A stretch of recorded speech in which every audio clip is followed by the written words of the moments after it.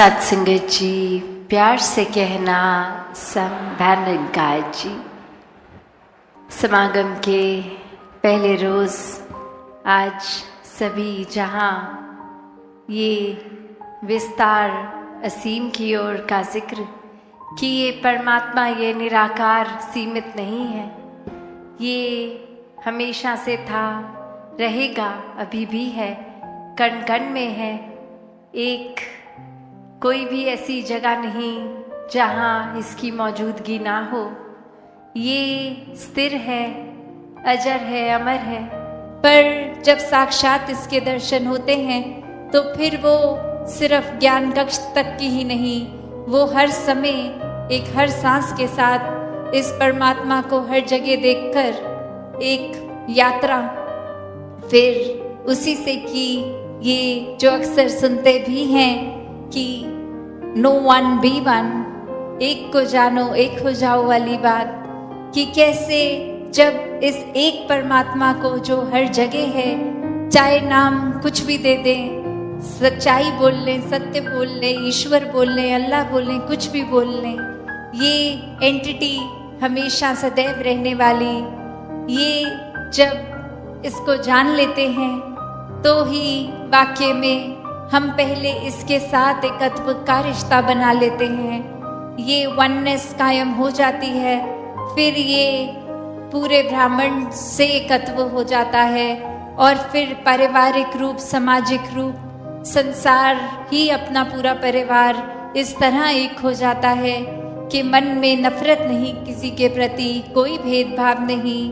सब से ही एक अपनत्व का रिश्ता, एकत्व का रिश्ता बन जाता है। तो ऐसे ही जीवन को जीते चले जाएं, वरना तो एक जहाँ छोटे दायरे, एक परिवार की ही अगर बात करें तो घर के चंद सदस्य और उसी में ऐसे मनमुटाव हो जाते हैं कि एक परिवार का सदस्य दूसरे से बात तक नहीं कर रहा, वो आगे से आके गुजर भी जाएं तो भी एक इग्नोर करते हुए कि अभी कुछ दिन पहले कोई ऐसी बात हुई जहां हमारा ओपिनियन उनसे मैच नहीं किया तो बस रुस के बैठ गए, उदास हो गए, मायूस हो गए, नाराज हो गए। तो यहाँ समझने की बात है, वरना तो हर किसी को बस यही इंटरेस्ट है कि हमारा पॉइंट ऑफ व्यू समझा जाए। तो जब हम ही वो पहला कदम लेंगे कि दूसरों के पॉइंट ऑफ व्यू को समझ लें, तो फिर एक ये मामला भी ओतप्रोत रहेगा। फिर सिर्फ ये नहीं होगा कि पूरे समय हम ही समझते रहें, वो सामने से भी रेसिप्रोकेट होगा। और सिर्फ इसलिए नहीं समझना क्योंकि ये एक भाव है कि आज इनकी एक मान लेते हैं, फिर कल शर्मो शर्मी ये भी हमारी मान लेंगे। नहीं, ये प्यार से सारे रिश्तों को संभालना है, ये इसीलिए ही मानना है क्योंकि प्यार है। वरना तो संसार में आज ऐसा भी होता है कि एक कोई उदास चल रहा है तो ये जानते हुए भी कि कोई परेशान है या हमारी गलती के कारण वो परेशान है, तो भी एक अपॉलजी, एक माफ़ी, एक सॉरी तक मुंह से नहीं निकलता। एक यही मन में आता है कि शायद हम माफ़ी मांग के छोटे हो जाएंगे, पर ये माफ़ी रूप कोई किसी को छोटा नहीं करता। ये तो एक बड़े होने की निशानी कि ये मन में विस्तार हो गया है, ये मन में खुद अपनी गलती को एक्सेप्ट किया पहले, और फिर ये जान के कि ये गलती जानते हुए अगर उस पर हम कुछ करेंगे नहीं, उसका सुधार नहीं करेंगे, तो वो गलती से ज़्यादा तो वो गलती का नुकसान इस रूप में हमारे लिए हो जाएगा कि हमारा मन ही दूषित रह जाएगा। तो ऐसे ही संतों ने हमेशा समझाया कि ये गलती अगर कहीं हमसे हो रही है तो जैसे ही ये परमात्मा का सहारा लेंगे, वो एक रियलाइजेशन होगी, वो समझ में आएगा कि हर बारी ही ये कसूर नहीं है किसी और का, हम ही गलत हैं, और फिर सुधार का रूप उसी समय लिया जाए और ये दिल से दिल तक प्यार को बढ़ा दिया जाए। और कैसे एक फिर वही भाव आता है, जैसे एक शायर ने कहा, वो लौट के आए हैं मनाने को, शायद आजमा के आए हैं ज़माने को। कि एक अक्सर भाव ऐसे भी हो जाते हैं कि मन में ऐसे ही ठान लेता है इंसान कि उनकी ये गलती इतनी बड़ी थी कि अब मैं तो कभी जीवन में माफ़ नहीं कर सकता। और फिर कुछ ही दिनों बाद अगर ऐसी लगभग सेम तरह की गलती खुद ही कर बैठते हैं और ये मन को समझ आता है कि जहाँ हमने खुद को तो माफ़ कर दिया बहुत आसानी से, तो दूसरे इंसान की गलती को क्यों नहीं कर सके माफ़। तो वही बात आ जाती है कि अपनी गलती के समय जब ऐसा लगता है कि औरों का व्यवहार हमारी तरफ अब बदल रहा है, तो मन में पछतावा आता है। एक दिल से दिल का जुड़ाव रखते हुए, एक शुभ चिंतक वाक्य ही बनते हुए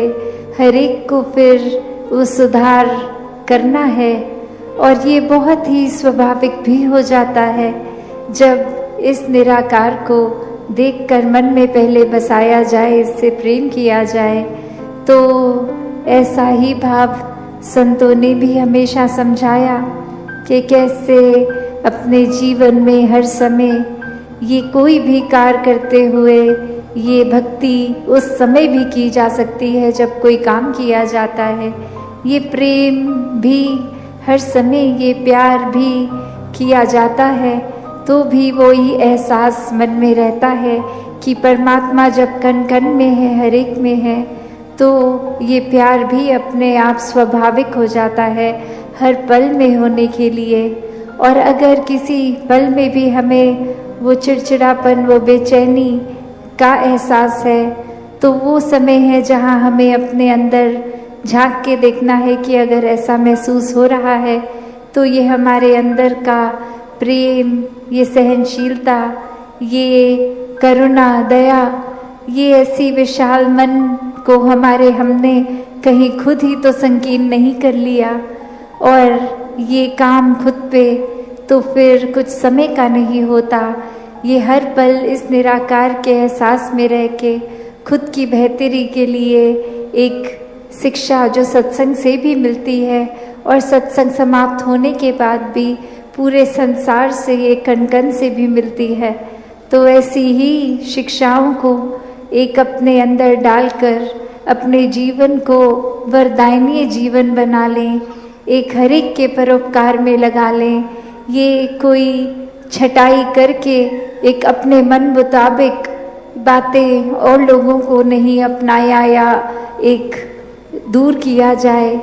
ये हर समय के लिए मन के भाव हों कि हर कोई अपने जीवन में भक्ति को अपनाता रहे, एक दूसरे के लिए आदर सत्कार ही मन में हो। तो ऐसे जो बात ये बोलने के लिए तो बहुत ही बेसिक है, शायद कोई छोटे बच्चे को भी ये एक छोटी उम्र से स्कूल में भी शिक्षा के तौर पे एक मॉरल साइंस के रूप में भी बताया जाता है, तो फिर ये ताउम्र बात को क्यों रिपीट किया जाता है। तो बात वही कि अगर सीखा है तो हो सकता है वो कुछ पल के लिए उस तरह से बात प्रभाव छोड़े, पर अगर वो अंदर से ही बात रहती है तो वो हमेशा के लिए रहती है। उसकी कोई शेल्फ लाइफ छोटी कम देर के लिए नहीं, वो गुण फिर हम पहले खुद ही बन जाते हैं। तो जब हम खुद ही वो गुण बन गए, चाहे वो प्रेम बन गए, चाहे विशालता बन गए, चाहे अनेकों गुण जो भी हैं वो बनते जाएंगे, तो जीवन भर वो स्वभाव में भी टिकेगा। तो ऐसा ही जीवन भक्तों का रहा है कि ऊपरी ऊपरी कोई सिखाई नहीं, ये तो रोम रोम अपना इस निराकार के हवाले है और इसी में एकमिक वाली अवस्था है। तो ऐसा ही भक्ति भरा जीवन हर कोई जीता जाए, सेवा सिमरन और सत्संग को प्राथमिकता देते हुए अपने जीवन के हर काम किए जाएं, और उसमें भी फिर वो सेवा रूप ही होगा, चाहे वो किसी प्रकार का भी एक ठीक नियत से किया गया काम हो, कोई चतुर चालाकियाँ ना उसमें मिलें। तो दातार हर एक पे कृपा करे कि हर एक के दिल और कोमल होते जाएं, हर एक के मन के भाव और शुद्ध होते जाएं, हर कोई निष्काम भाव से सेवा करता जाए, एक पूरे संसार के लिए ही एक हमारा एक कंपैशन भी मन में हो, और उसी तरह फिर ये पूरे समाज के लिए, संसार के लिए अपनी कंट्रीब्यूशन वो पॉजिटिव हर कोई देता जाए। तो इस तरीके के जीवन से एक अपने जीवन का सुधार नहीं हो पाएगा। जैसे एक शायर ने भी बहुत खूबसूरती से लिखा कि गलत फहमियों से भी ख़त्म हो जाते हैं रिश्ते, गलती हमेशा कसूर की नहीं होती। कि अक्सर ये बात ज़रूरी नहीं कि कोई गलती ही हो, एक कसूर अगर किसी का है, एक वजह, वो गलती नहीं, पर वो हमारी ही सोच, हमारी ही परसेप्शन, हमारा ही नज़रिया किसी को गलत देखने के लिए। और फिर एक वही भाव कि अगर हमने किसी को दोषी करार दे ही दिया है, एक हमने डिसीजन बना लिया है, तो फिर चाहे फैक्ट कुछ भी हो, हमारी नज़र में तो वो इंसान दोष के लायक ही है। हमने खुद ही उस इंसान को अपनी नज़र से गिरा लिया, चाहे उसने कुछ ऐसा किया हो ना किया हो। उस टाइम हम अपने दिमाग को, इस चेतनता को, ये रैशनल को भी नहीं एक सामने रखते, बस हमने सोच लिया तो हकीकत ही बन गई वो हमारी। तो अक्सर संसार में इंसान अपने बहुत सारे ऐसे सत्य बना लेता है, तो कैसे वो सच्चाई हमने सोच ली, वो कल्पना कर ली, तो वो एक हमारा ही नज़रिया, वो माय वे और हाईवे वाली बात कि जो मेरे सोच है वही सही है, औरों की राय मैटर नहीं करती, औरों का तरीका मैटर नहीं करता। तो ऐसी सोच अगर है तो हमारी ग्रोथ कहाँ है उसमें? एक जीवन को फिर हमने इतना ही अपने आप, अपनी ईगो से भर लिया, अपनी सोच से, अपने माइंडसेट को ही एक सही मानकर, तो कैसे इस जीवन में जब जिएंगे तो वो माया रूप यहाँ पे हावी होगा। क्योंकि when we are so full of ourselves, तो हम लर्निंग कहाँ से करेंगे, जबकि इस निराकार, इस दातार ने तो हर जगह इस कण कण से शिक्षा लेने का एक रूप दिया है। बस हमें वो रिसेप्टर बनना है कि ये हर जगह से जो शिक्षा मिल रही है उसको कैसे चैनलाइज किया जाए। तो ऐसा जो कर लेते हैं वो एक भक्ति हर समय की करते हैं, क्योंकि जब इस परमात्मा को जानकर, इसमें विश्वास करके, इसको हर समय अपने आसपास देखकर, फिर चाहे किसी ने कुछ भी कहा हो, तो ये भक्तों का जीवन तो डार्केस्ट क्लाउड में सिल्वर लाइनिंग भी देख लेता है। एक बिना गुण की चीज़ में से भी गुण निकाल लेते हैं। तो फिर जहाँ एक स्वाभाविक गुण बह रहे हैं, वहाँ से तो भक्त कितने ही अनेकों गुण निकाल लेंगे। तो ऐसा जीवन हमारा एक हो जाए ताकि हर तरफ से जो शिक्षाएं हैं वही मिले। वरना तो एक अगर अक्सर ऐसे भी जो उदाहरण देखने को मिलते हैं कि हमारी सोच, इसने तो कभी ख़त्म नहीं होना, हमारी इच्छाओं ने भी कभी ख़त्म नहीं होना, एक वो सेटिस्फैक्शन, एक कंटेंटमेंट की बात, ये तो माया का ही रूप। क्योंकि अक्सर हम ये भी सोच लेते हैं कि माया सिर्फ एक मटीरियलिस्टिक चीज़ है, माया सिर्फ जो आँख देख सकती है वही है, चाहे वो एक घर हो, पैसा हो, एक और चीज़ें। पर अक्सर ये जो सूक्ष्म रूप की माया है, जो एक ये सोच में भी आ जाती है, क्योंकि इस परमात्मा को इस पल में देखना है, इसको ये लिविंग इन द मोमेंट वाली बात। तो ऐसे बात पे ये जो इस पल में इस परमात्मा के एहसास में रहना, वो ही एक एहसास है। वरना तो ये सिर्फ माया रूप चीज़ों, वस्तुओं, रिश्तों से ऊपर ये सोच में भी आ जाती है।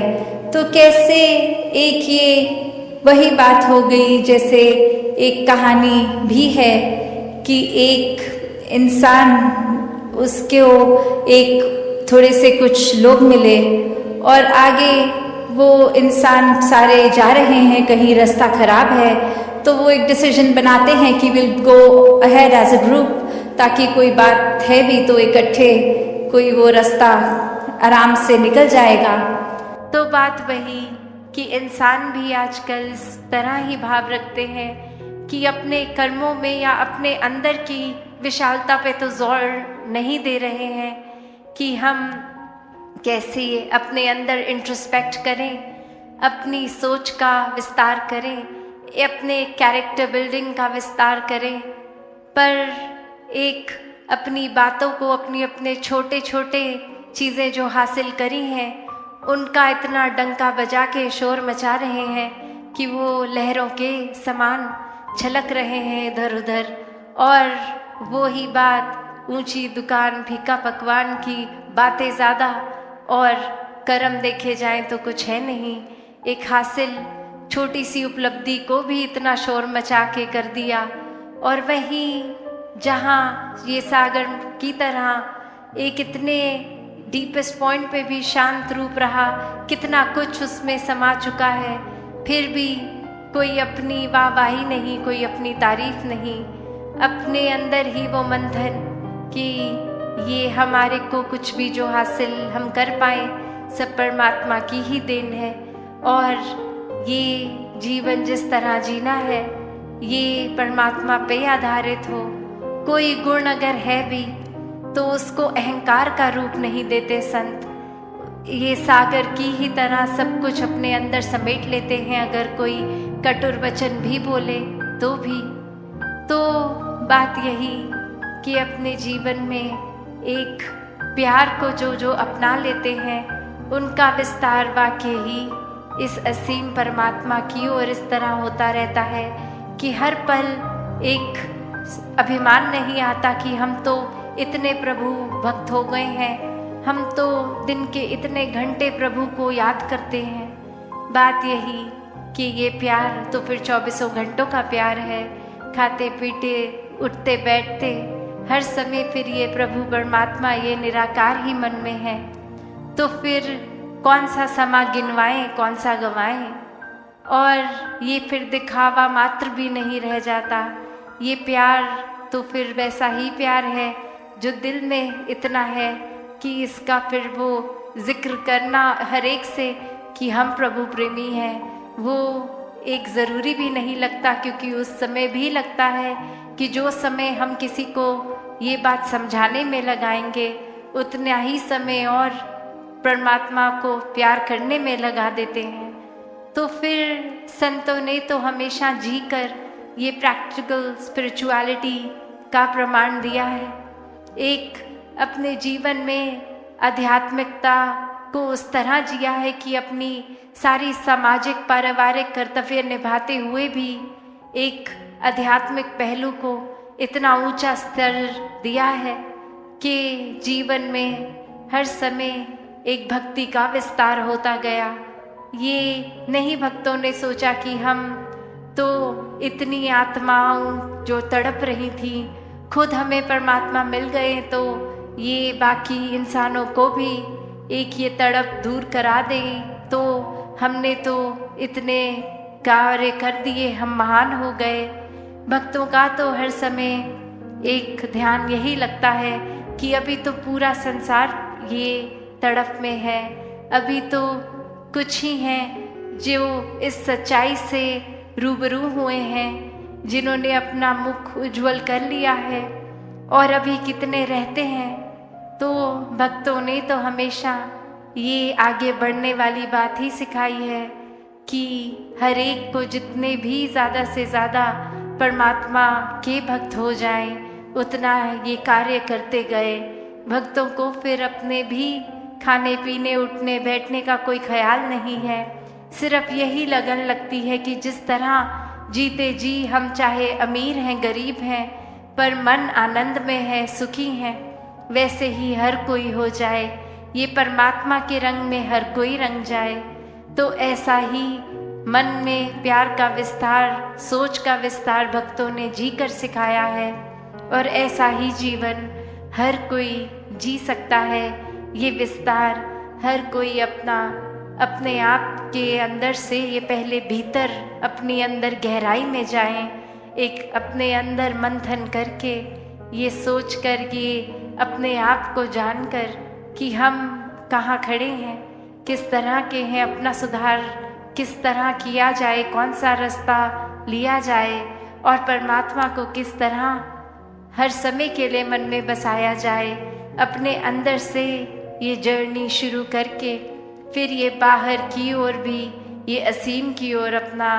एक विस्तार इस रूप में प्यार का हर कोई करता जाए। तो दासी और समय ना लेके इन्हीं शब्दों से आपसे आज्ञा लेगी। साथ संगत जी, धन निरंकार जी।